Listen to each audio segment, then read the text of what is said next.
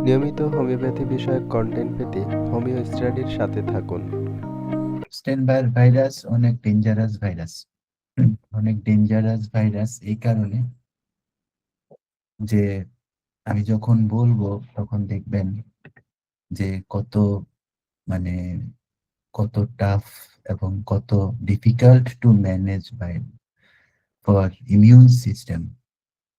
এটা অত্যন্ত স্পষ্টভাবেই আপনারা বুঝবেন।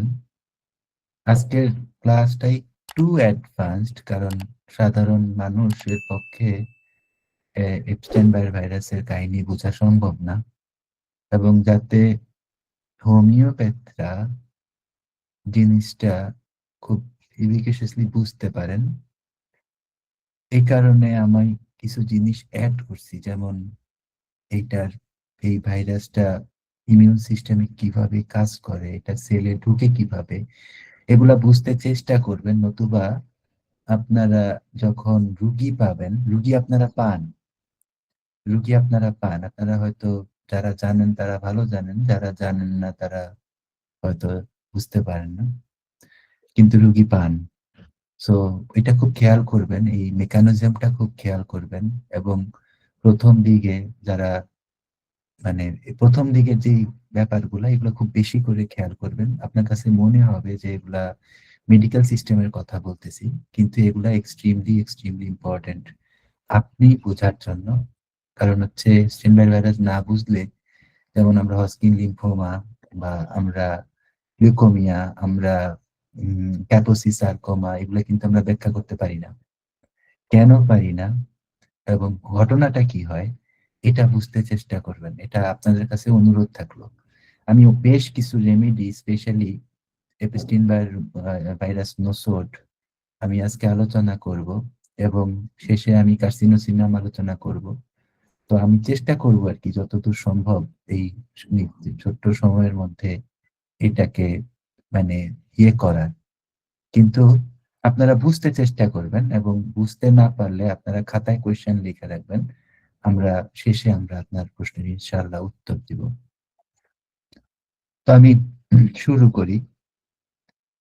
আহ এপস্টেইন ভাইরাসের কাহিনী হচ্ছে যে এইটা কে বলা হয়, এখনকার যেই মেডিকেল সায়েন্স, এখানে বলা হয় এটাকে হিউম্যান হারপিস ভাইরাস 4 বলা হয়। এবং এটা খুব জটিল একটা ভাইরাস, খুবই জটিল ভাইরাস। জটিল ভাইরাস মানে হচ্ছে যে এটা 90 থেকে 95% অ্যাডাল্ট পপুলেশনের শরীরে এই এপস্টেইন-বায়ার ভাইরাস থাকে। হুম। এবং এইটা যখন শরীরে ঢুকে, আপনারা দেখবেন যে এইটা আমাদের যে লিম্ফোসাইট আছে, যে টি সেল এবং বি সেল, এটা বি সেলের মধ্যে কিভাবে অমর হয়ে থাকে এটা আপনারা একটু পরেই দেখতে পাবেন। তো কারো শরীরে যখন এপস্টেইন-বায়ার ভাইরাস একবার ঢুকে, তখন জিন্দিগিতে কোনোদিন এটা আর বের হয় না। এবং এইটা ব্যাপক ব্যাপক ব্যাপক, এটা যখন আমি ভাইরাসের গঠন দেখাবো আপনাদেরকে, আপনারা দেখবেন যে এটা কত ব্যাপক ভাবে এবং কিভাবে মানুষের শরীরে বছরের পর বছর বাইচা থাকে এবং লেটেন্ট অবস্থায় থাকে। তো এইটার যে ইনফেকশনটা, এটা খুব একটা ক্ষতিকর প্রথম দিকে মনে হয় না, কিন্তু এটার ইনফেকশনের দুইটা স্পেসিফিক ব্যাপার আছে। একটা হচ্ছে এপস্টেইন-বায়ার ভাইরাসের ব্রেস্ট ক্যান্সার তৈরির ক্ষমতা আছে, অ্যাডিনোকার্সিনোমা তৈরির ক্ষমতা আছে, ন্যাসোফ্যারিঞ্জিয়াল ক্যান্সার, ওরোফ্যারিঞ্জিয়াল ক্যান্সার তৈরির ক্ষমতা আছে, লিম্ফোমা, নন হজকিন লিম্ফোমা তৈরির ক্ষমতা আছে, লিউকোমিয়া তৈরির ক্ষমতা আছে। এবং এইটা কিন্তু লেটেন্ট স্টেজ থেকে মানুষের শরীরে এই ক্যান্সার তৈরি করতে পারে। এবং সেকেন্ড কথা হচ্ছে, এপস্টেইন-বায়ার ভাইরাস যার শরীরে থাকবে, তার আপনি ইমিউন সিস্টেমের কোনো ব্যাখ্যা পাবেন না, কখনোই কোনো ব্যাখ্যা পাবেন না। কারণ হচ্ছে সে বি সেলকে দখল করে বসে থাকে, এটা সবচেয়ে সাংঘাতিক কথা। সে বি সেলকে দখল করে বসে থাকে। এটার মেকানিজম আমরা দেখব। তো এই জিনিসগুলা আপনারা কষ্ট করে একটু মনে রাখবেন, এবং এই কারণেই কিন্তু এটা আলোচনা। ঠিক আছে?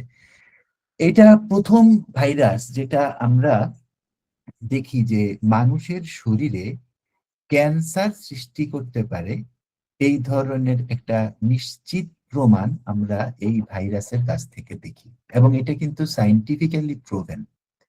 হ্যাঁ, আমি হিস্ট্রিটাতে আসতেছি।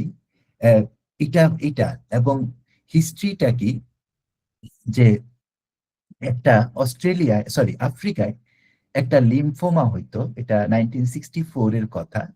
এই এই লিম্ফোমাটা এই আহ, আহ, কোষ নিয়ে 1964-এ ডক্টর অ্যান্থনি অ্যাপস্টেইন এবং ডক্টর ইভেন বার, এরা একটা ইলেকট্রনিক মাইক্রোস্কোপের মধ্যে এই ভাইরাসটা টেস্ট করা শুরু করে।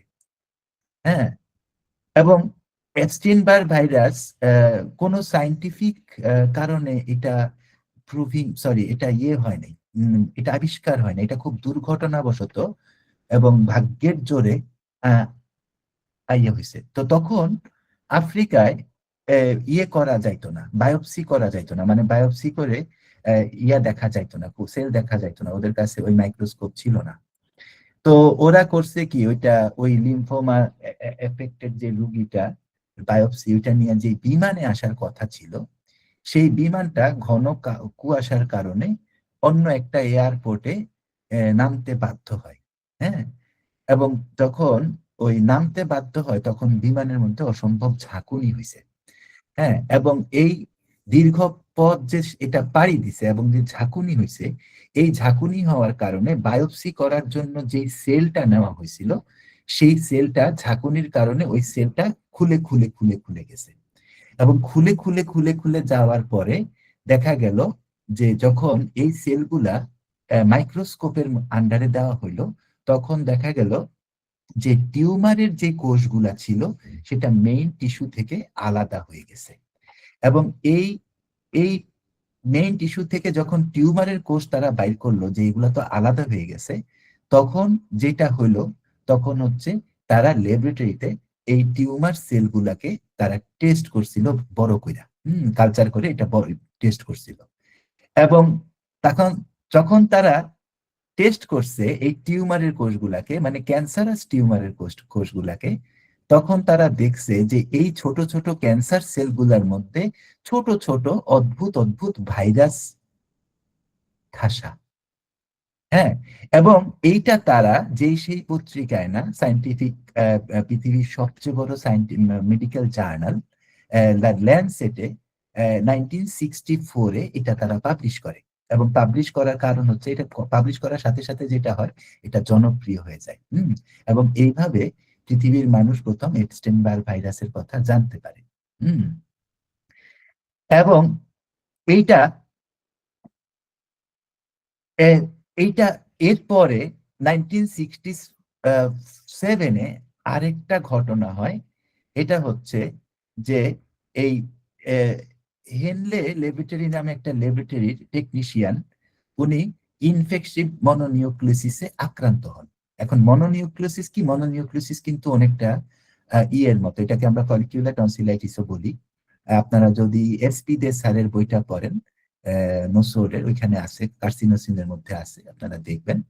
তো ওইখানে দেখবেন আপনারা যে মনোনিউক্লিওসিসের ইয়েটা কি, মানে এটার এটা কি বলে, মানে সিমটম গুলা কি। সিমটম গুলা হচ্ছে আপনার প্রচন্ড রকম গলা ব্যথা থাকবে রুগীর, যেটা কখনোই অ্যান্টিবায়োটিকে যাবে না।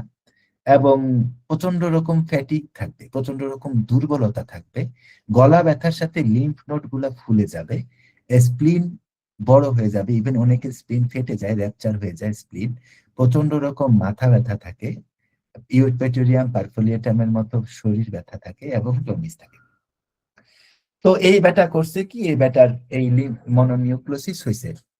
এখন এখানেও দেখেন কি সৌভাগ্য, এই টেকনিশিয়ান আগে থেকেই, এই মনোনিউক্লিওসিস হওয়ার আগে থেকে, যেটাকে আমরা বাংলাদেশের ডাক্তাররা বলি মনো, এই মনো হওয়ার আগে থেকে যেটা হয়েছে, এই টেকনিশিয়ান এই ল্যাবরেটরিতে নিজের রক্ত আগেই দিয়ে রাখছিল। তো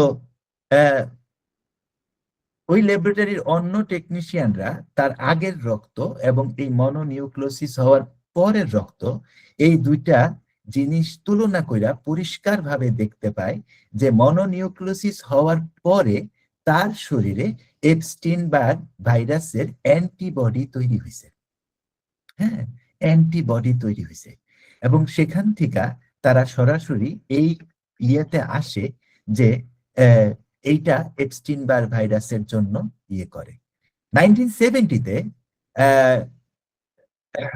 এপস্টিন বার্গ ভাইরাসের সাথে সরাসরিভাবে ন্যাসোফ্যারিঞ্জিয়াল কার্সিনোমা বা গ্লটিক ক্যান্সার বা ন্যাসোফ্যারিঞ্জিয়াল কার্সিনোমা এই ধরনের ক্যান্সারের সরাসরি রকম সম্পর্ক পাওয়া যায়। 1980-তে হস্কিন লিম্ফোমা বা ওরাল লিউকোপ্লেকিয়ার সাথে এপস্টিন বার্গ ভাইরাসের সম্পর্ক সরাসরিভাবে ল্যাবরেটরিতে আবিষ্কার হয়। 1991-এ অ্যাডিনোকার্সিনোমা বা পেটের ক্যান্সারে এপস্টিন বার্গ ভাইরাসের 10% অ্যাডিনোকার্সিনোমার পিছনে এপস্টিন ভাইরাসের সরাসরি সম্পর্ক পাওয়া যায় এবং এর পরপরই কিছুদিন পরে অটো ইমিউন ডিজিজে স্পেশালি মাল্টিপল স্ক্লেরোসিসে সরাসরি এপস্টিন বার্গ ভাইরাসের সম্পর্ক পাওয়া যায়। তারও কিছুদিন পরে এসএলইতে এসএলই নামে যে অটো ইমিউন ডিজিজ আছে এখানেও এসএলইর সাথে সরাসরি এপস্টিন বার্গ ভাইরাসের সম্পর্ক পাওয়া যায়। তারও কিছুদিন পরে ব্রেস্ট ক্যান্সারের সাথে সরাসরি এপস্টিন বার্গ ভাইরাসের সম্পর্ক পাওয়া যায়। এই হইছে কাহিনী এবং এই কারণে আমাদের সবার, আমরা যারা হোমিওপ্যাথি প্র্যাকটিস করি, আমাদের সবার খুবই গুরুত্ব দিয়ে বুঝতে হবে যে এই ভাইরাসটা কাজ করে কিভাবে এবং আমরা আসলে কোন জায়গা থেকে কোন জায়গায় যাব, কখন অ্যান্টিবডি টেস্ট করব, কখন কি কি অ্যান্টিবডি টেস্ট করব, এটা খুবই খুবই ইম্পর্টেন্ট এই জায়গাটা বোঝা আর কি। আচ্ছা, সেখানে আমরা আসবো, একটু পরে আসবো। এবার আমরা আসি যে ট্যাক্সোনমিতে আসি, আমরা এই হিউম্যান হার্পিস ভাইরাস 4 এর ট্যাক্সোনমিতে আসি। এখন এখানে আপনারা দেখেন, আমি আমার স্লাইডে একটা জিনিসকে আমি বক্স করে দেখাচ্ছি। এটা হচ্ছে গামা হার্পিস ভাইরিনি। তো এই ভাইরাসের যে দলটা আছে, যে গামা হার্পিস ভাইরিনি, এটা কিন্তু হার্পিস ভাইরাসের অন্তর্ভুক্ত। দুঃখজনক হচ্ছে হার্পিস সিমপ্লেক্স যে ভাইরাসটা আমাদের শরীরে ঢুকে সেটার থেকে এটা একদমই আলাদা। একদমই হার্পিস সিমপ্লেক্সের থেকে একদমই সেটা আলাদা। তো এদের কাহিনী হচ্ছে, এই গামা হার্পিস ভাইরানির কাহিনী হচ্ছে, এরা কি করে, এরা শরীরের ইমিউন সিস্টেমের স্পেশালি বি সেল এবং টি সেলকে স্পেশালি এবং স্পেসিফিক্যালি এদেরকে অ্যাটাক করতে পছন্দ করে এবং অ্যাটাক করে সে কি করে, সে রক্তকণিকার মধ্যে ঘাপটি মাইরা বইসা থাকে। এবং এই গামা হার্পিস ভাইরানির এই যে ভাইরাসগুলা, এটা সবচেয়ে বড় ভয়ের দিক হচ্ছে এরা যে কোনো সাধারণ কোষকে, মানে লিটারেলি যে কোনো সাধারণ কোষকে ক্যান্সার কোষে কনভার্ট করে ফেলতে পারে। এরা কোষের যে স্বাভাবিক মৃত্যু, যেটা আমরা ফিজিওলজিতে অ্যাপোপ্টোসিস নামে জানি, এটাকে সেটা থামিয়ে দেয় এবং কোষগুলার আনকন্ট্রোলড মিউটেশন করতে পারে এবং কোষগুলাকে ইমমর্টাল করে ফেলতে পারে। এরা শরীরে ঢুকার পরে সারা জীবনের জন্য থাইকা যায়। হ্যাঁ, কিন্তু এরা বেশিরভাগ থাকে হচ্ছে লিম্ফের টিস্যুতে, স্পেশালি স্প্লিনে থাকে এবং টনসিলের মধ্যে থাকে এবং এরা যখনই শরীরের ইমিউন সিস্টেম দুর্বল হয় তখনই এরা মানে লাফ দিয়ে ওঠে। এবং মানুষের শরীরে, এই যে গামা হার্পিস ভাইরানির কথা এখানে আমি লিখছি আমার স্লাইডে, মানুষের শরীরে গামা হার্পিস ভাইরানির 2 ধরনের প্রধান ম্যানিফেস্টেশন আছে। এই ভাইরাসটা 2 ধরনের টাইপ। একটা সরাসরি এপস্টিন বার্গ ভাইরাস তৈরি করে, যেটা বি লিম্ফোসাইটসকে আক্রমণ করে, বার্কিস লিম্ফোমা বা ন্যাসোফ্যারিঞ্জিয়াল ক্যান্সারের মতো তৈরি করে, রোগ তৈরি করে। এবং সেকেন্ডটা হচ্ছে আরো ভয়ঙ্কর, এটা হচ্ছে যে এরা ক্যাপোসি সার্কোমা তৈরি করে। হ্যাঁ, এবং এরা রক্তনালীর ক্যান্সার আর কি, মানে ত্বকের বা রক্তনালীর ক্যান্সার ক্যাপোসি সার্কোমা আসলে তৈরি করে।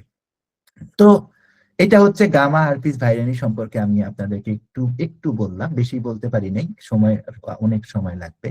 এখন আমরা একটু ভাইরাসটার একটু গঠনটা দেখি এটা মনোযোগ দিয়ে দেখবেন, কারণ এটা এটা দেখা খুবই ইম্পর্টেন্ট, তাইলে আপনি বুঝবেন যে এটা কিভাবে রোগটাই না আনে, এটা আপনি বুঝবেন।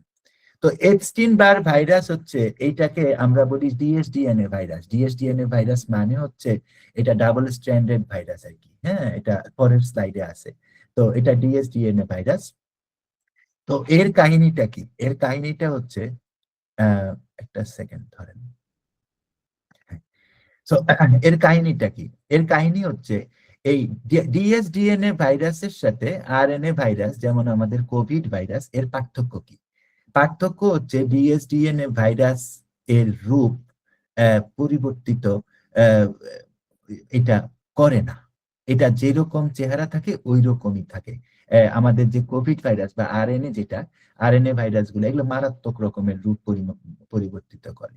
এই এই ভাইরাসের মধ্যে একটা, আপনারা যে ইয়ের মতো দেখতেছেন, এটার নাম কি, এই যে একটা ডায়মন্ডের মতো দেখতেছেন স্ক্রিনের মধ্যে, এই ভাইরাসের মধ্যে যেটা থাকে, এটা একটা এটাকে আমরা বলি ইকোসাহেড্রাল নিউক্লিওক্যাপসিড। সো এইটা কি করে? এইটা দিয়া এই ভাইরাসটা আবৃত থাকে। এটা একটা 20 তালা একটা প্রোটিনের খোলস। এবং এইটা যেটা করে, এইটা তাকে জেনে মানে মানে মানে ব্যাপক পরিমাণ সুরক্ষা দেয় এবং ডিএনএ প্যাকিং এর সুবিধা করে। এর বাইরে সাধারণত এই যে লিপিড ইনভেলাপ থাকে এবং বিভিন্ন ধরনের গ্লাইকোপ্রোটিন স্পাইক থাকে। এবং এক্ষেত্রে এপিস্টেন ভাইরাসের মধ্যে মানে এদের যেটা হয়, এটাতে সেলুলার যে ট্রপিজম আছে, সেলুলার ট্রপিজম বা কোষ নির্বাচনের ক্ষমতা অত্যন্ত অত্যন্ত সুনির্দিষ্ট বা অত্যন্ত টার্গেটেড। সুনির্দিষ্ট বললে বুঝবেন কিনা আমি জানি না, টার্গেটেড শব্দটা কারেক্ট শব্দ। এটা সাধারণত আমাদের শরীরের বি লিম্ফোসাইটস বা ওরোফ্যারেঞ্জিয়াল ফ্যারেঞ্জিয়াল ইয়াগুলাতে, এপিথেলিয়াল যে কোষ, এগুলাকে টার্গেট করে। তাইলে এখান থেকে আমরা বুঝলাম যে ওরোফ্যারেঞ্জিয়াল ক্যান্সার, যেটাকে আসলে একটা কাইন্ড অফ এপিথেলিয়াল ক্যান্সার, আপনারা রেপার্টরিতে দেখতে পারেন, ওইখানে যদি, তাহলে আমাদের বুঝতে হবে যে এটা এপিস্টিন ভাইরাসের কাহিনী। হুম। এখন আসেন যে এর ভাইরাল টুল বক্স জানার ইয়াতে। এখন এখানে আপনারা টেগুমেন্ট নিয়ে একটা জায়গা দেখতেছেন। টেগুমেন্টটা একটু আপনাদেরকে বুঝাইতে হবে। টেগুমেন্ট জিনিসটা কি? টেগুমেন্ট আসলে টেগুমেন্ট আসলে কি? এই যে ভাইরাসটা আপনারা দেখতেছেন ডান দিকে, এটা সবচেয়ে ভিতরে থাকে ডিএসডিএনএ, যেটা আমরা একটু আগে বলছি। তার উপরের তলায় থাকে প্রোটিনের একটা খাঁচার মতো শক্ত একটা খাঁচা, নিউক্লিওক্যাপসিড বলি আমরা। সবার বাইরে থাকে চর্বি এবং গ্লাইকোপ্রোটিনের একটা লেয়ার, এটাকে আমরা এনভেলাপ বলি। এবং এই নিউক্লিওক্যাপসিড এবং এনভেলাপের মাঝখানে যে জায়গা, এটাই হচ্ছে ট্যাগুমেন্ট। ট্যাগুমেন্ট ইম্পর্টেন্ট কেন? মনোযোগ দিয়ে শুনেন। ট্যাগুমেন্টের কাজই হচ্ছে ইমিউন সিস্টেমে ধোঁকা দেওয়া। যখনই এই ভাইরাসটা কোষে ঢুকে, তখন বিশেষ করে কিছু প্রোটিন আছে, সেগুলা বের হয়ে আসে এবং এগুলা কোষের নিজস্ব যে ইন্টারফেরন আছে, ইমিউন রেসপন্স আছে, সেগুলার সুইচটাকে বন্ধ করে দেয়, যাতে ভাইরাসটা নির্বিঘ্নে কাজ করতে পারে। এবং এটা ট্রান্সপোর্ট, এবং ভাইরাস যখন কোষের ভিতরে ঢুকে, তখন কি হয়? তখন টেগুমেন্টের যে প্রোটিন গুলা, তারে কোষের সাইটোপ্লাজমের মধ্যে টাইনা নিয়ে নিউক্লিয়াসের কাছে পৌঁছা দেয়। এবং এভাবে করতে করতে কোষের ভিতরে ভাইরাসের ডিএনএ কাজ শুরু করার আগে টেগুমেন্টের প্রোটিন গুলা কি করে? কোষের সম্পূর্ণ মেশিনারি দখল করে নেয়। মানে আপনি যদি বাংলাদেশ সচিবালয় দখল করে নেন, তাহলে আর আপনার অন্য কিছু করতে হবে না, রাস্তাঘাট দখল করতে হবে না, আপনি সরকার দখল করে ফেলেন, ওই টাইপের আর কি। এখন ইবিবিতে টেগুমেন্টের প্রোটিনের গুরুত্ব কি? এইটা যেটা হয়, এপিস্টেন ভাইরাসের টেগুমেন্টে কয়েক ডজনের প্রোটিন থাকে। এবং এইটার মধ্যে এই যে এখানে বিপিএলএফ1 নামে একটা প্রোটিন আছে। এটা কি করে? এটা কোষের প্রোটিন ধ্বংসের যে প্রক্রিয়া আছে, এটাকে বাধা দেয়। হ্যাঁ, এবং এই বাধা দিলে যেটা হয় যে এই ইপিস্টাইন বা ভাইরাসের আপনি কখনো অ্যান্টিভাইরাল ভ্যাকসিন বা ড্রাগ তৈরি করে কখনোই আপনি কি হবেন না? সফল হবেন না। এক্স্যাক্টলি এই ঘটনাটা ঘটে। এক্স্যাক্টলি এই ঘটনাটা ঘটে। হ্যাঁ, এবং এরপরে আমরা যদি যাই আরো আরেকটু যদি ভিতরে ঢুকি, কারণ এটা জানাটা অত্যন্ত ইম্পর্টেন্ট যে এই যে আমাদের গ্লাইকোপ্রোটিন গুলা কি হয়। এখন এখানে অ্যাটাচমেন্ট হয়। অ্যাটাচমেন্ট হইলে গ্লাইকোপ্রোটিন কি করে, গ্লাইকোপ্রোটিন ভাইরাস রে কোষের পৃষ্ঠে আটকে রাখে, কিন্তু প্রবেশের অনুমতি দেয় না। এখানে CD21 রিসেপ্টর থাকে এবং ফিউশন হয়। হ্যাঁ, প্রবেশের জন্য এখানে GP42 নামে একটা ইয়ে আছে, এখানে দেখেন লেখা আছে উপরের দিকে GP42। তো এইটা এইটা এইটা যেটা করে, এইটা এটা বাইন্ডিং করে ফেলে ভাইরাল মেমব্রেনের সাথে, হোস্ট মেমব্রেন বাইন্ডিং করে ক্যাপসিড সাইটোপ্লাজমে এটা ঢুকে ফেলে, এবং অ্যাজ এ রেজাল্ট আপনি যেটা পান, আপনি পান ট্রপিজম। এখন ট্রপিজম কিভাবে কাজ করে? ট্রপিজম যেটা করে সেটা হচ্ছে কোষের প্রত্যেকটা ট্রপিজমের যে কোনো ভাইরাস চাইলে কি করতে পারে না, কোষের মধ্যে ঢুকতে পারে না। এর জন্য দুইটা জিনিস লাগে, একটা হোস্ট রিসেপ্টর লাগে, একটা ভাইরাস লিগ্যান্ড লাগে, ভাইরাল লিগ্যান্ডস লাগে। তো হোস্ট রিসেপ্টর কি করে? হোস্ট রিসেপ্টর কোষের যে উপরের দিক আছে, উপরের দিকে সুনির্দিষ্ট কিছু প্রোটিন বা রিসিভার তার থাকতে হয়, এবং ভাইরাসের গায়েও সেটা থাকতে হয়, যেটা খাঁজে খাঁজে মানে একদম ঠিক হুবহু তালা চাবির মতো মিলে যায়। এখন তালা যদি চাবির সাথে না মিলে, তাহলে কিন্তু ভাইরাসের কোষে আক্রমণ করতে পারে না। হ্যাঁ, এবং এই যে ধরেন ভাইরাসের এই যে মানে ট্রপিজমটা 3 ভাবে দেখা যায়, এবং সেলুলার ট্রপিজম বলি, যেটা এপিস্টেইন-বায়ার ভাইরাসের জন্য স্পেসিফিক। সে এই সেলুলার ট্রপিজমে এপিস্টেইন-বায়ার ভাইরাস সাধারণত আমাদের শরীরের বি লিম্ফোসাইটের কোষগুলাকে আক্রমণ করে।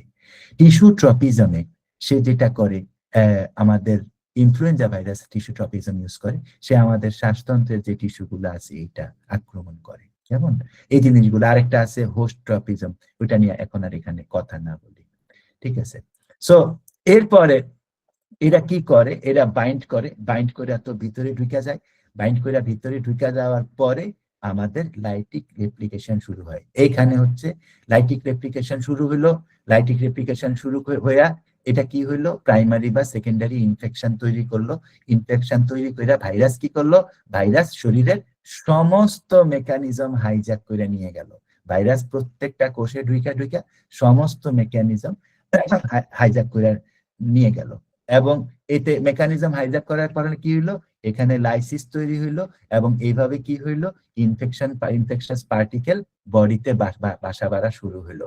বডিতে যখন ইনফেকশন পার্টিকেল বাইরে হওয়া শুরু হইলো, তখন কি হইলো, ওইখানে সাইটোকিন স্ট্রম হওয়া শুরু হইলো, এবং সাইটোকিন স্ট্রমটা এই লেভেলের হয় যে একটা স্টেজ 4 বা স্টেজ 4 এর পরের যে ধরেন, মানে ধরেন কথার কথা, একটা সার্কোমা হইলে যখন হাড় ভেঙে যায়, ওই লেভেলে সাইটোকিন রেসপন্স হয়, এবং ওই লেভেলে ইনফেকশন ক্রিয়েট হয়, এবং this is the main cause of creating actually non-Hodgkin lymphoma in our body.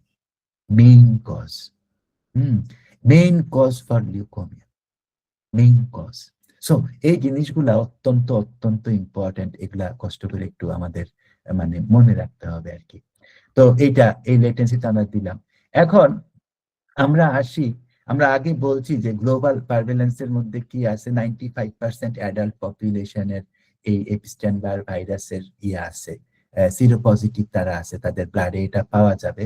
এটা হিউম্যান ইয়ে করে, এবং এটা যদি জীবনে কাউরে একবার ধরে, জীবনে তার শরীর থেকে বাইর হবে না, জিন্দেগিতে তার শরীর থেকে বাইর হবে না। আপনি কি দিবেন, কিচ্ছু আসে যায় না এইটা।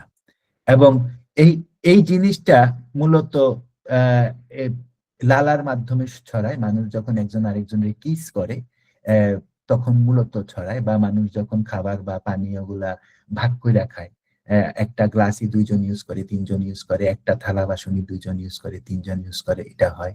হ্যাঁ, এবং এটা পরিবেশের উপরে ইয়ে, আমরা যারা ডেভেলপিং কান্ট্রিতে আছি, নন ডেভেলপিং কান্ট্রিতে আছি, তাদের হয়। এবং এটা আমাদের অক্সিডেটিভ স্ট্রেসের কারণেও হয়, স্পেশালি আমাদের ইনফেকশাস মনোনিউক্লিওসিস, এটা সরাসরি আমাদের ইমিউন সিস্টেমের একটা স্ট্রেসের কারণেও এটা আমাদের আর কি হয় আর কি। তো ডেভেলপিং এবং ডেভেলপ নেশনের মধ্যে যেটা দেখা যাচ্ছে, এটা হচ্ছে যে যারা ডেভেলপিং আমাদের মতো, তাদের আসলে চাইল্ডহুডে হয়, এবং এরা লার্জলি অনেকটুকু এরা অ্যাসিম্পটোমেটিক থাকে, এবং ডেভেলপড কান্ট্রিতে এদের আপনি প্রচুর পরিমাণ অটোইমিউন ডিজিজ দেখবেন, specially multiple sclerosis, SLE, systemic lupus erythematosus, অথবা আপনি প্রচুর পরিমাণ নন হজকিন লিম্ফোমা দেখবেন, প্রচুর পরিমাণ ন্যাসোফ্যারিঞ্জিয়াল ক্যান্সার দেখবেন। এগুলো কিন্তু আপনারা প্রচুর পরিমাণ পাবেন আর কি এখান থেকে আর কি। তো এইবার আমাদের আরেকটা ইম্পর্টেন্ট, যেটা তো রুগী আমরা জানলাম, আমরা আমাদের প্রথম কোশ্চেন হচ্ছে যে আমরা আসলে কিভাবে এটার অ্যান্টিবডি দেখবো, ডায়াগনস্টিক ওভারভিউ দেখবো। তো এটার যে ডায়াগনস্টিক ওভারভিউ, এটাতে আসলে অ্যান্টিবডি প্যাটার্ন আছে। এখানে আমাদের 4টা অ্যান্টিবডি আছে, একটা আইজিএম, একটা আইজিডি, একটা আর্লি, আরেকটা হচ্ছে ইবিএনএ। হ্যাঁ, এখন এখানে কি হয়, আমরা কখন কোনটা দিব? আমরা আইজিএম যখন দিব তখন আমাদেরকে মনে রাখতে হবে যে এইটা আর্লিয়েস্ট ইমিউন রেসপন্সে এই বিসিএ আইজিএমটা কাজ করে। তখন সে আমাকে দেখাবে যে তোমার এটা পজিটিভ, যখন আর্লিয়েস্ট। হ্যাঁ, এবং এইটা এই আইজিএমটা 4 থেকে 6 উইক পজিটিভ থাকে, তারপরে এইটা ঘুমিয়ে পড়ে, এটা লুকিয়ে যায় আপনার শরীরে। এবং এটা অ্যাকিউট প্রাইমারি ইনফেকশনের জন্য এটা গোল্ড স্ট্যান্ডার্ড। এবং এটা যখনই পজিটিভ থাকবে তখন মনে করতে হবে যে একটা নিউ অথবা রিসেন্ট ইনফেকশন এখানে আমার হয়েছে আর কি। আচ্ছা, আমরা আইজিজি কখন দিব? আইজিজি তখনই দিব যখন আমরা দেখব যে এই এক্সপোজারটা, এটা অ্যাকিউট ফেজে হয়, আইজিজি অ্যাকিউট ফেজেও পাওয়া যায়, 2 to 4 উইকস এর মধ্যে যদি অ্যাকিউট থাকে তো পাওয়া যায়। কিন্তু আইজিজি যদি হয়, এটা মাথায় রাখতে হবে, এর আইজিজি কখনো নেগেটিভ হবে না। হ্যাঁ, এবং এইটা এই এই ইন্ডিকেট করবে যে এই এক্সপোজার অবশ্যই ঘটছে। কিন্তু মাথায় রাখতে হবে যেটা, যে একটা পজিটিভ আইজিজি কখনো অ্যাক্টিভ ইনফেকশন কনফার্ম করে না। এটা খুব ভালো করে মাথায় রাখতে হবে যে এটার জন্য আমাদেরকে কি দিতে হবে, আগেরটা করতে হবে। আচ্ছা, আর্লি অ্যান্টিজেনের মধ্যে আমরা কি করব? এটা যখন ভাইরাল রেপ্লিকেশন হবে তখন আমাদের আর্লি অ্যান্টিজেন কাজে লাগবে। এটা সাধারণত 3 থেকে 6 মাস টিকে অ্যাক্টিভ ইনফেকশন এটা মার্ক করে। এবং এইটা মার্ক করে আরেকটা কিছু, কারণ এটা এই এপস্টেইন-বার ভাইরাস একদম আগুনের মতো ছড়ায়, তো এটা অ্যাক্টিভলি এটা প্রডিউস করে, যে এটা মনে করতে করে আর কি। এগুলা টেস্টগুলো আমি আপনাদেরকে বলে রাখলাম, আপনারা চাইলে স্ক্রিনশট নিয়ে রাখেন। এরপরে হচ্ছে এই নিউক্লিয়ার অ্যান্টিজেন, যেটা নিউক্লিয়ার অ্যান্টিজেন মানে হচ্ছে যে এটা লেট অ্যাপিয়ারেন্সে হয়। যেমন আমরা যদি কারো ন্যাসোফ্যারিঞ্জিয়াল ক্যান্সার পাই, বা আমরা যদি কারো নন হজকিন লিম্ফোমা পাই, আমরা চাইলে তাকে যদি নিউক্লিয়ার অ্যান্টিজেনটা টেস্ট করি, তাইলে আমরা দেখতে পারবো যে আসলে এই ব্যাটার কখনো এপস্টেইন-বার ভাইরাসের গেঞ্জাম ছিল কিনা। এবং আমরা ভাইরাল লোডের জন্য আমরা এটার পিসিআর করব। পিসিআর এর ইয়েটা কোথায়? পিসিআর করব আমরা ভাইরাল লোডের জন্য আমরা পিসিআর ইয়ে করব। এবং পিসিআর মানে কি? পিসিআর মানে হচ্ছে কি, চেইন রিঅ্যাকশন টেস্টিং আর কি। তো এটা আমরা করব, এটা যদি করি এটাতে আমরা তার ভাইরাল লোডটা বুঝতে পারবো যদি পজিটিভ দেখি আর কি। তো এখানে একটা চার্ট দেওয়া থাকলো, আপনারা চাইলে এটা তৈরি করে নিতে পারেন। অ্যাকিউট ইনফেকশন হলে আইজিজি আইজিএম পজিটিভ হবে, ইবিএনএ নেগেটিভ হবে। পাস্ট ইনফেকশনে আইজিজি ইবিএনএ পজিটিভ হবে, আইজিএম নেগেটিভ হবে। রিঅ্যাক্টিভেশনে তিনোটাই পজিটিভ হবে। এই জিনিসটা আপনারা কষ্ট করে একটু মাথায় রাখবেন, ঠিক আছে? পিসিআর এর কথা তো বলছি আর কি। তো এপস্টেইন-বার ভাইরাসের সবচেয়ে বড় প্রবলেম হচ্ছে infectious mononucleosis. So infective mononucleosis আমরা এর আগেও আমি বলছি যে এটা কি থাকে, এখানে আপনার টনসিলের মতো গলা ব্যথা থাকবে, যেটা আপনাকে কোনো ধরনের সিপ্রোফ্লক্সিন, সেফিউরেক্সিন এগুলা দিয়ে কোনো কিছু করা যাবে না। প্রচন্ড ক্লান্তি থাকবে, প্রচন্ড দুর্বলতা থাকবে, ভালো জ্বর থাকবে। সবচেয়ে ইম্পর্টেন্ট হচ্ছে লিম্ফ নোড ফুলে যাবে, মাথা শরীরে ব্যথা করবে, অনেকের স্প্লিন রাপচার হয়ে যায় এই ইয়াতে, মনোনিউক্লিওসিসে। লিভার বড় হয়ে যায়, বা জন্ডিস হয়, অথবা লিভার এনজাইম বেড়ে যায়। এটা খুবই খুবই ইম্পর্টেন্ট। এবং এটাতে আসলে তেমন ভাবে অ্যান্টিবায়োটিক তেমন কোনো কাজ করে না। যদি ওই মুহূর্তে আমাদের করা হয়, এটার নাম কি, কালচার করা হয়, তখন আমরা স্ট্রেপ্টোকক্কাস ইনফেকশন আমরা হয়তো কিছুদিন দেখবো আর কি, অথবা স্ট্যাফাইলোকক্কাল ইনফেকশনও দেখতে পারি। আচ্ছা, তো এরপরে আমাদের এই এখানে ফিজিক্যাল ফাইন্ডিং গুলো তো আমি আগেই বলছি, স্প্লিনে প্রবলেম হয়, অনেকের স্প্লিনে প্রবলেম হয়, লিভারের ইয়েতে প্রবলেম হয়, লিভার এনজাইমে প্রচুর প্রবলেম হয়, স্কিনে র্যাশ আসে। এটা খুবই ইম্পর্টেন্ট, অনেকে ডেঙ্গু মনে করে, এটা খুবই ইম্পর্টেন্ট আর কি। শর্ট টার্ম কমপ্লিকেশনে তেমন কিছু হয় না, এয়ারওয়ে অবস্ট্রাকশন হয় ওই টনসিলাইটিস এর মতো, টনসিল হাইপারট্রফি হয়ে যায়, টনসিল বড় হয়ে যায়, এবং লিভার এনজাইমটা একটু বেড়ে যায়, আস্তে আস্তে নিচে নেমে যায়। 1%-এরও কম ক্ষেত্রে স্প্লিন রাপচার হয়, কিন্তু হয় স্প্লিন রাপচার হয়ে, এগুলা অনেক ইয়া আছে, রিসার্চ আছে যে স্প্লিন রাপচার হয়ে বিপদ হয়ে গেছে, এরকম অনেক রিসার্চ আমরা পাই। লং টার্মে হচ্ছে গিয়া গন্ডগোল আর কি। লং টার্মে বা ক্রনিক অ্যাক্টিভ ইভিভি বলি আমরা, এখানে অ্যাক্টিভ এবং ক্রনিক এপস্টেইন-বার ভাইরাসে আমরা প্রথম যে জিনিসটা পাই এটা হচ্ছে ক্রনিক ফ্যাটিক সিমটম পাই। হুম, সারাদিন ধরে টায়ার্ড লাগতেছে, এবং আহ, এখানে আমরা যেটা পাই এটা হচ্ছে যে পারসিস্টেন্ট ফিভার পাবো, লিভার বড় হয়ে যাবে, স্প্লিন বড় হয়ে যাবে, লিভার ফেলিউর করবে, এবং স্টেম সেল ট্রান্সপ্ল্যান্ট ছাড়া চিকিৎসা বিজ্ঞান বলে যে এটার মর্টালিটি রেট অনেক হাই আর কি, অনেক বেশি হাই। ওকে, এরপরে আমরা এপস্টিন-বার ভাইরাসের লং টার্ম ইফেক্ট হিসাবে আমরা 4টা ক্যান্সার পাই, স্পেশালি ন্যাসোফ্যারেঞ্জিয়াল কার্সিনোমাটা পাই। এটাকে বাংলাদেশে অনেকে গ্লটিক ক্যান্সারও লিখেন। ন্যাসোফ্যারেঞ্জিয়াল ক্যান্সার পাই, এটা খুবই কমন। আরেকটা জিনিস যেটা পাই, হজকিং লিম্ফোমা পাই, এটাও খুব কমন। এরপরে হচ্ছে আমরা এই বার্কিট লিম্ফোমা পাই, এটা আফ্রিকাতে খুব কমন, এটা খুব ফাস্ট গ্রোয়িং আফ্রিকাতে এখন। এবং অ্যাডেনোকার্সিনোমা, গ্যাস্ট্রিক অ্যাডেনোকার্সিনোমা যেটা পেটের ক্যান্সার, আগে বলছি। এই 4টা ক্যান্সার আমরা স্পেসিফিক্যালি পাই আর কি। হ্যাঁ, এবং আমরা এপস্টাইন-বার ভাইরাস থেকে আমরা অটো ইমিউন ডিজিজ আমরা ট্রিগার করতে দেখি, ভালোই দেখি। অটো ইমিউন ডিজিজ ট্রিগার করতে দেখি, স্পেশালি মাল্টিপল স্ক্লেরোসিস ট্রিগার করতে দেখি, সিস্টেমেটিক লিউপাস ইরিথেমেটোসাস ট্রিগার করতে দেখি, এবং রিউমেটয়েড আর্থ্রাইটিস আমরা ট্রিগার করতে দেখি। হুম, এটা খুবই ইম্পর্টেন্ট। এবং এখানে আপনার কি থাকবে, হিস্ট্রিতে কি থাকবে? হিস্ট্রি তো নিতে হবে না, পেশেন্টের হিস্ট্রিতে থাকবে কি এই এই এই ধরনের আহ, এই ইনফেকশাস মনোনিউক্লিওসিসের ব্যাপক সিমটম আপনি পাবেন, যে এমএস আছে। ওদিন একটা কেস দেখছিলাম, উম, ওনার ইয়ে হয়ে যাচ্ছে, উম, এটার নাম কি, ওনার আহ, ব্যাপক পরিমাণে অ্যাসিলি আছে, এবং ওইটাতে উনি বলতেছিলেন যে আমার ছোটবেলায় রিকেটের মতো সমস্যা হয়েছিল।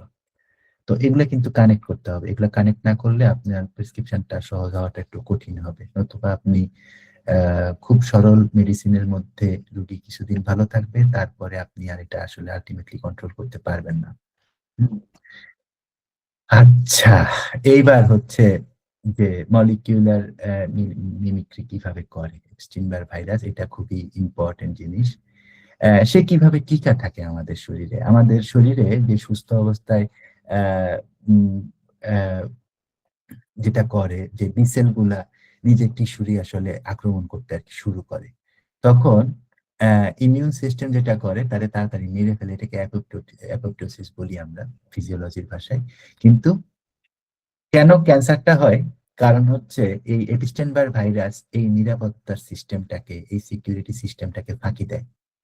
সে যেটা করে যে LMP1 LMP2 LMP2A, এই 2টা প্রোটিন এই বি সেলকে মরতে দেয় না, এবং এটা যেটা করে ওইটা ব্রেনকে সিগন্যাল দেয় যে কোষটা যাতে আজীবনের জন্য অমর হয়ে যায়। এখান থেকে কোন ডিজিজটা আসে, এখান থেকে মাল্টিপল স্ক্লেরোসিস আসে।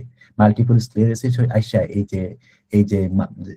মানে বছর বছর ধরে বাইচা থাকা বি সেল গুলা রক্ত থেকে সরাসরি আমাদের সেন্ট্রাল নার্ভাস সিস্টেমে ঢুকে পড়ে, তারা গিয়ে আমাদের মায়োলিন শীথকে আক্রমণ করে, মায়োলিন প্রোটিনকে আক্রমণ করে, যেটা আমাদের নার্ভের একদম পার্মানেন্ট ড্যামেজ করে দেয়। সো এটা হচ্ছে ফার্স্ট এটা হচ্ছে ইমর্টালাইজেশনের কারণে এটা হয় আর কি। আরেকটা হচ্ছে যে আমাদের ইমিউন সিস্টেমকে এপিস্টেন-বার ভাইরাস একটা ছদ্মবেশ নেয়। সে কি করে, আহ, সে আহ, সে যেটা করে, ভাইরাসের কোনো প্রোটিনের গঠন যখন মানুষের কোনো সুস্থ প্রোটিনের মতো দেখতে হয়, তখন ইমিউন সিস্টেম সেটারই কিন্তু আক্রমণ করে বসে। মাল্টিপল স্ক্লেরোসিসে যেটা হয়, মাল্টিপল স্ক্লেরোসিসে এপিস্টেন-বার ভাইরাসের প্রোটিনটা দেখতে মানুষের মস্তিষ্কের যেই মায়োলিন প্রোটিন আছে, বেসিক মায়োলিন প্রোটিন এমবিপি বলে, এইটার মতো, গ্লিয়াল স্যাকামের মতো। ফলে ইমিউন সিস্টেম যখন ভাইরাসটারে মারতে চায়, তখন সে ভুল পেরা মায়োলিন প্রোটিনটারও মাইরা ফেলে। এইভাবে আমাদের মাল্টিপল স্ক্লেরোসিসটা মূলত তৈরি হয়। আচ্ছা, লুপাস বা সিস্টেমেটিক লুপাস এরিথেমেটোসাস, এটাতে কি হয়? লুপাস ক্ষেত্রেও কিন্তু এই কাহিনীটা হয় যে অ্যান্টিবডি কি করে, মানুষের নিউক্লিয়ার প্রোটিনকে আক্রমণ করে। ফলে কি হয়, কোষটা ফেটে যায়। ফেটে গিয়ে ভিতর থেকে ডিএসডিএনএ বের হয়ে আসে, যেটা আমরা আগে দেখছি। তখন ইমিউন সিস্টেম যেটা করে, সারা শরীরে পাগলের মতো আক্রমণ তৈরি করে, এবং অ্যাজ এ রেজাল্ট তখন রোগী মাল্টিপল অর্গান ফেইলিউরের দিকে চলে যায়। এরপরে আরেকটা জিনিস যেটা, এটা হচ্ছে এপিজেনেটিক হাইজ্যাকিং আমরা বলি। এপিজেনেটিক হাইজ্যাকিং আমাদের কি হয়? এপিজেনেটিক হাইজ্যাকিং এ যেটা হয়, আমাদের ডিএনএ অনেকগুলা কুণ্ডলী পাকানো জায়গা থাকে, এটাকে আমরা ক্রোম্যাটিন বলি। ঠিক আছে? তো ইবিএনএ2 যেটা, এটা কি করে, এটা অটো ইমিউন জিনগুলোকে এটা সেই ইয়াগুলাকে খুলে দেয়। ফলে যে কি কি হয়, যে ক্ষতিকর যেই অটো ইমিউনের যে ইয়াগুলো আছে, জিনগুলা যেগুলা নিষ্ক্রিয় ছিল আর কি, ইনঅ্যাক্টিভ ছিল, সেগুলা অ্যাক্টিভ হয়ে যায়। এবং তখন আমাদের যে ক্রোমোজোমের গঠন আছে, ইবিএনএ2, এই ক্রোমোজোমের গঠনকে সরাসরি ক্ষতি করে দেয় আর কি। হুম। তো এই সমস্ত করে আর কি হলো এপস্টেইন-বার ভাইরাস। সো এখন আহ, আমাদের এই, এটা তো আমরা বলছি, আচ্ছা, এটা আমরা বলছি, এরপরে আমরা যাই মাইজমেটিক পার্সপেক্টিভ থেকে। যেটা আসে সেটা হচ্ছে, এখানে আমরা তিনটা মায়াজম পাই। একটা হচ্ছে হেক্টিক ফিভার পাই। সো মানে হেক্টিক ফিভার মানে অলওয়েজ এটা টিউবারকুলার ম্যানিফেস্টেশন, রিকারেন্ট হয়। রিকারেন্ট মানে টিউবারকুলার। হোমিওপ্যাথিতে যে কোনো জিনিস রিকারেন্ট, সেটা মানেই টিউবারকুলার। সহজ হিসাব, কোনো কথা নাই এখানে। তো মায়োজেনেটিক ম্যানিফেস্টেশনে আমরা যেটা পাই, রিকারেন্ট পাই। এটাতে আমরা ওয়েট লস পাই, এটা আরেকটা টিউবারকুলার। রেসপিরেটরি অ্যাফিনিটি পাই, এটা আরেকটা টিউবারকুলার। এবং বডির ওজন কমে যায়, এটা আরেকটা। সাইকোটিক ইয়েতে আমরা কি পাই, স্পিয়ারের মধ্যে আমরা পাই ওভারগ্রোথ পাই, লিম্ফ নোড গুলা পাই। ঠিক আছে? এবং আহ, এখানে আমাদের টার্ম ইয়েটা কি, এখানে ইয়েটা হচ্ছে যে এই দুইটা মিললা আমাদের একদিকে ডিস্ট্রাকশন তৈরি করে, একদিকে আমাদের কি তৈরি করে, ওভারগ্রোথ তৈরি করে না। ওকে। সো হোমিওপ্যাথিক থেরাপিউটিক্স এর মধ্যে, আমাদের তো হোমিওপ্যাথি তো অ্যান্টিভাইরাল নাই, অ্যান্টিভাইরাল আসলে পৃথিবীতে কোথাও নেই। There is no antiviral drug. যেগুলো অ্যান্টিভাইরাল বলা হয়, এগুলো 90%, 99%ই কাজ করে না। যেমন ফ্লু শট কাজ করে না। সারা পৃথিবীতে ফ্লু শট দেওয়া হয়। আপনি যদি আজকে অস্ট্রেলিয়া থেকে, আমেরিকা থেকে আসেন বাংলাদেশে, আপনাকে টুস করে একটা ফ্লু শট দিয়ে দিবে, এগুলো কিন্তু কাজ করে না, আলটিমেটলি কাজ করে না। তাহলে ওদের কোভিড হইতো না। ওকে, হোয়াট এভার। তো এখানে হোমিওপ্যাথিক যে অ্যাপ্রোচটা হবে, এটা হচ্ছে আমরা তিন চারটা জেনারেল রেমেডি দেখবো। ফার্স্ট রেমেডি দেখবো জেলসিমিয়াম। সো আমরা জেলসিমিয়াম বুঝবো কিভাবে? আমরা জেলসিমিয়াম বুঝবো জেলসিমিয়ামের কেন্টের সেকেন্ড প্যারাগ্রাফটা আমরা দেখবো। ওইখানে উনি কি বলতেছেন, জেলসিমিয়াম আস্তে আস্তে আসে। তো এখানে আমাদের পেশেন্ট পেশেন্টের মাথা, আইলিড, এগুলা খুব ভারী থাকে। হুম। এবং ফিভারটা গ্র্যাজুয়াল অনসেটে আসে, থার্স্টের সাথে ফিভারের কোনো কানেকশন থাকে না। ঠিক আছে? আহ, মানে থার্স্ট থাকেই না, সোজা কথা হচ্ছে, কানেকশন থাকে না মানে থাকেই না। এবং পেশেন্ট স্টিল বসে থাকতে, শুয়ে থাকতে চায়, বসে থাকতে চায় না, নড়াচড়া নাই। তাই জেলসিমিয়াম কি, ট্রিপল ডি, ডাল, ডিজি এবং drowsy state, gelsemium. Second remedy হচ্ছে ফাইটালাকা decandra. ফাইটালাকা decandra glandular affinity remedy. এবং ফাইটালাকা ডিক্যান্ড্রা তে দেখবেন যে গ্ল্যান্ড হার্ড হয়ে যায়। ফাইটালাকা ডিক্যান্ড্রার খুব ইম্পর্টেন্ট জায়গা হচ্ছে নাইট অ্যাগ্রাভেশন। এবং ফাইটালাকা ডিক্যান্ড্রার খুবই ইম্পর্টেন্ট জায়গা হচ্ছে পেইন গুলা ইলেকট্রিক পেইনের মতো টাস টাস টাস টাস করে পেইন হয়। ব্ল্যান্সিমেটিং পেইন, ইলেকট্রিফাইং পেইন, যেটা পেইনের ক্যারেক্টারিস্টিক্স এর মধ্যে। থ্রোট পার্পল অথবা ডার্ক রেড হয়। হ্যাঁ, এই যে শুটিং পেইন, এটা হচ্ছে ইলেকট্রিক পেইন আর কি। শুটিং পেইন, নিউরালজিক পেইন আর কি। Shooting pain to the years আপন শ্যালোয়িং। এরপর হচ্ছে ডিপ বোন পেইন, এটা ফাইটালাকা ডিক্যান্ড্রা। এরপরে হচ্ছে আমাদের আহ, আচ্ছা, মার্কিউরিয়াসের কাহিনী কি? মার্কিউরিয়াস যখন আমাদের সিফিলিটিক ফেজে যাবে, তাহলে কি থাকবে? এটার মধ্যে প্রফিউজ স্যালাইভেশন থাকবে, অফেন্সিভ ব্রেথ থাকবে। এবং মার্কিউরিয়াসে আমরা কোয়েশ্চেন করি যে আপনি অনেক ঘামান কিনা।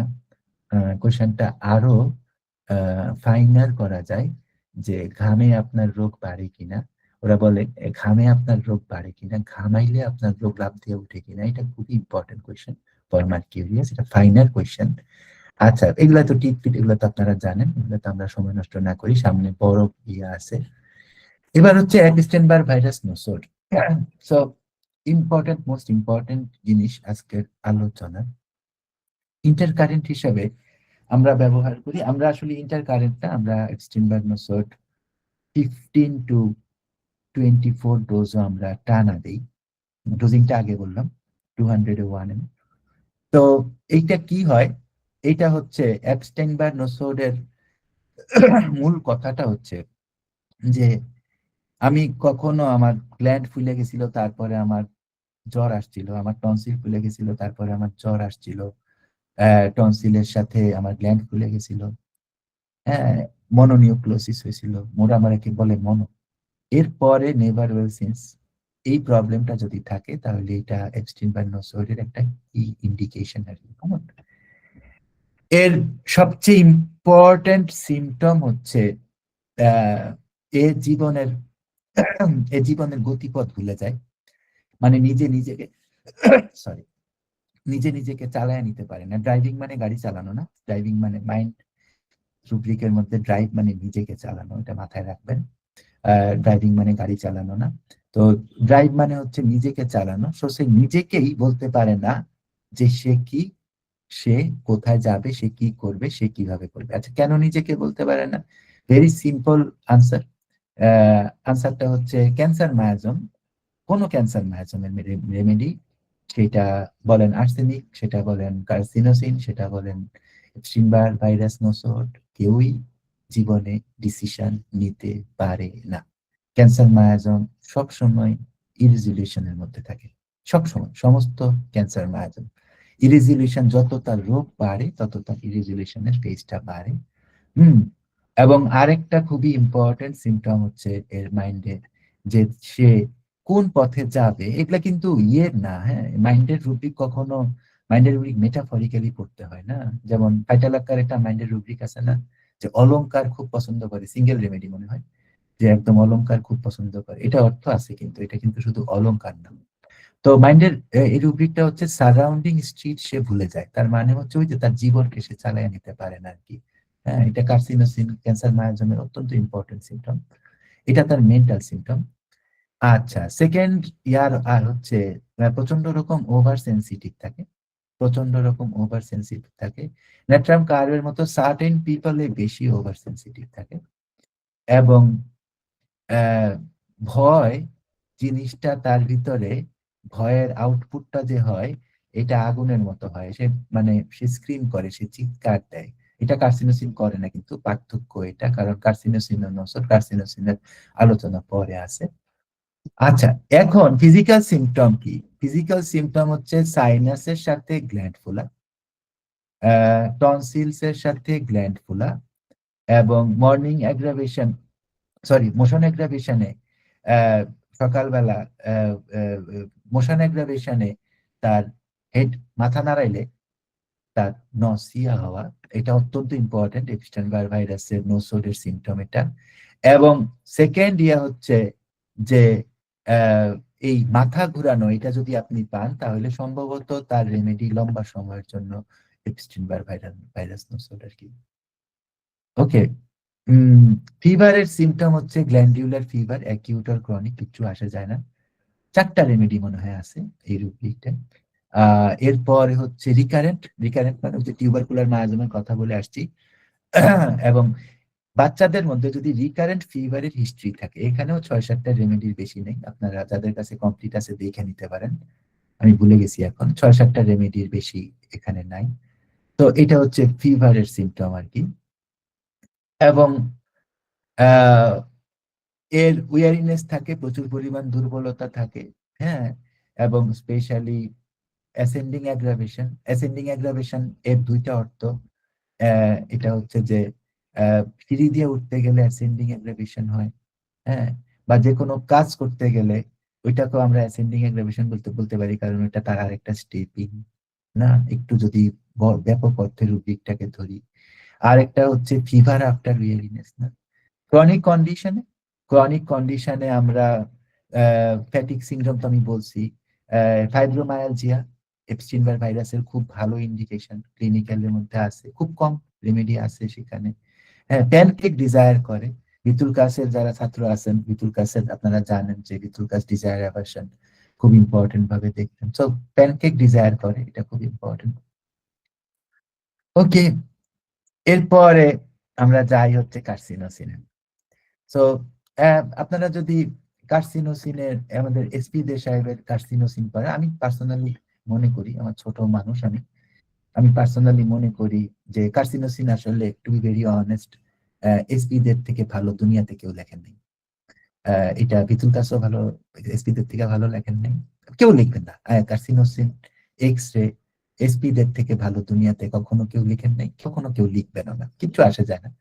কারণ মানে ওইখানে আমরা বুঝতে পারি কার্সিনোসিন আমরা কিভাবে ব্যবহার করবো, দ্যাট ইজ মোস্ট ইম্পর্টেন্ট।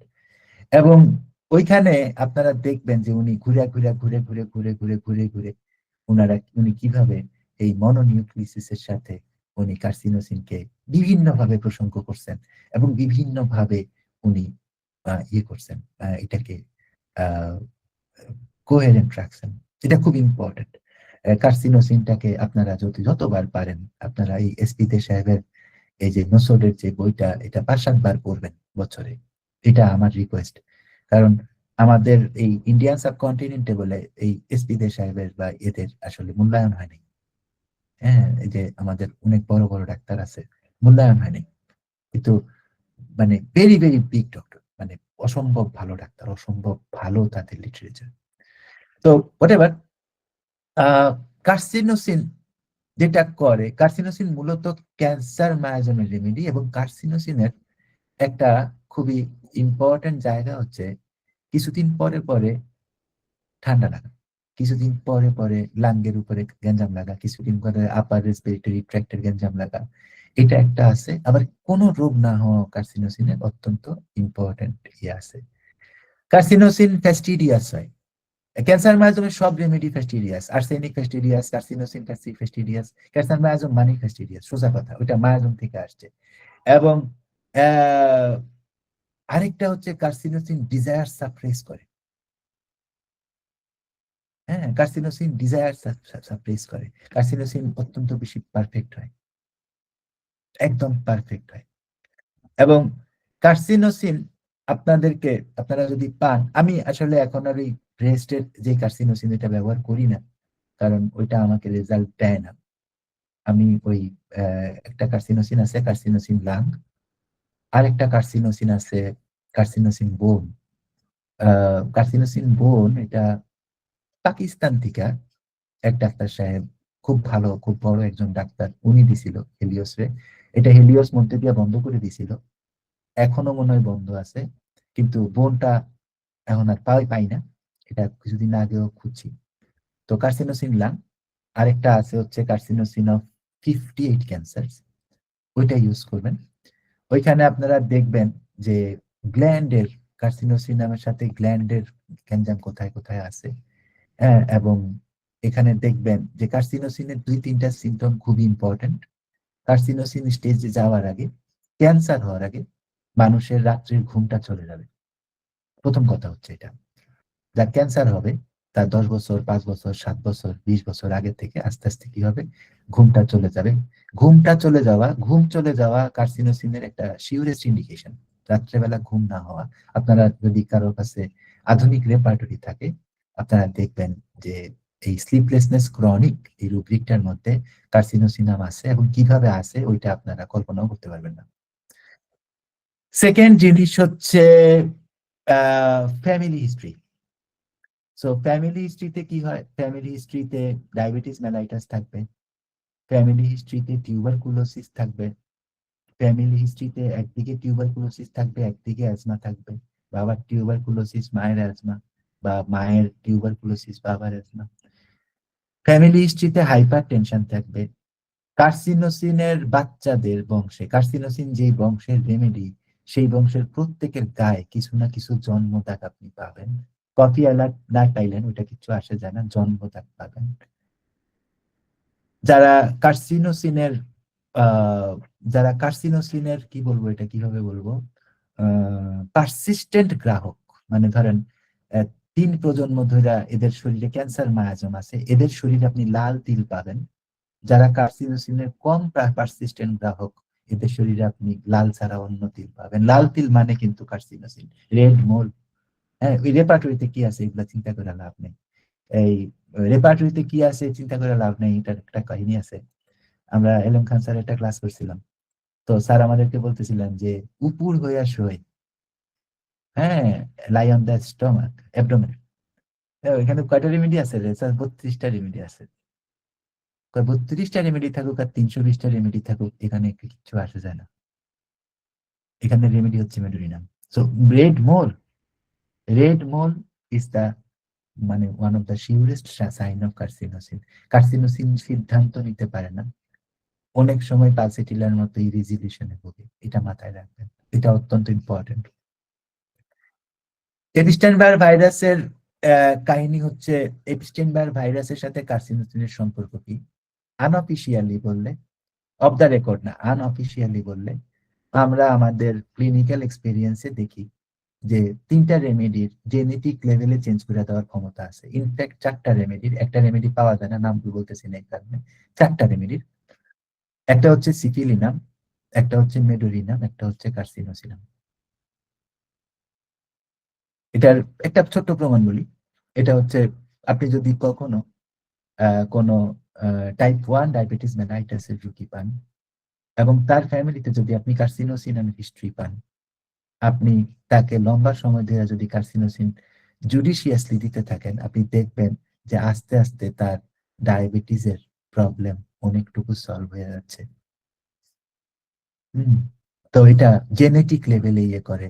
আপনি যদি জুডিশিয়াসলি, আপনি যদি কার্সিনোসিন এবং মেডোরিনাম আপনি যদি ইয়েতে দেন, ডাউন সিনড্রোমের মধ্যে দেন, আপনি দেখবেন বাচ্চা ব্যাক করতেছে, নিজের চোখে দেখবেন। এগুলো আমি আমার চোখে দেখছি, না তোমার বলতাম না।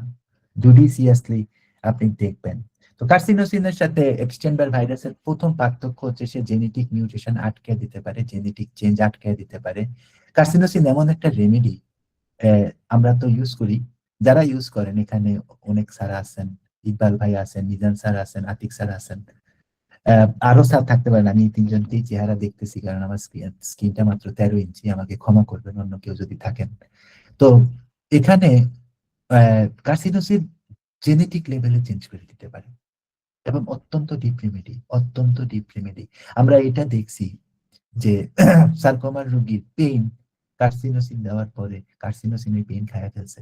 ওই পেইনের, ওই রোগীর টিকার কথা না, পেইনে, এবং এটা 80% কমে ফেলছে শুধু কার্সিনোসিন। সো এই লেভেলের রেমেডি। সো এই কার্সিনোসিন খুব ইয়ে করবেন। এপস্টেইন-বায়ার ভাইরাসে যেটা হয় এটা হচ্ছে যে সেই ইমিউন সিস্টেমের উপরে কার্সিনোসিন খুবই বড় একটা রোল আর কি প্লে করতে পারে। সো ঘুম হবে না, আমি তো আপনাদেরকে কয়েকটা সিমটম বললাম। এইটা যদি এই 2টা রেমেডির মধ্যে দেখবেন, এসপি দে সাহেবের নোসোর বইটা পড়বেন, কার্সিনোসিন পড়বেন। এসপি দে সাহেব ওখানে উনি ইনফেক্টেড মনোক্লিনিক ডিসিজ কয়েকটা প্যারা আছে, আমি যতদূর মনে পারে, আমারও 4-5 বছর আগে পড়া। তো ওইটা পড়বেন এবং কার্সিনোসিনের কয়েকটা ইয়ে বলছি।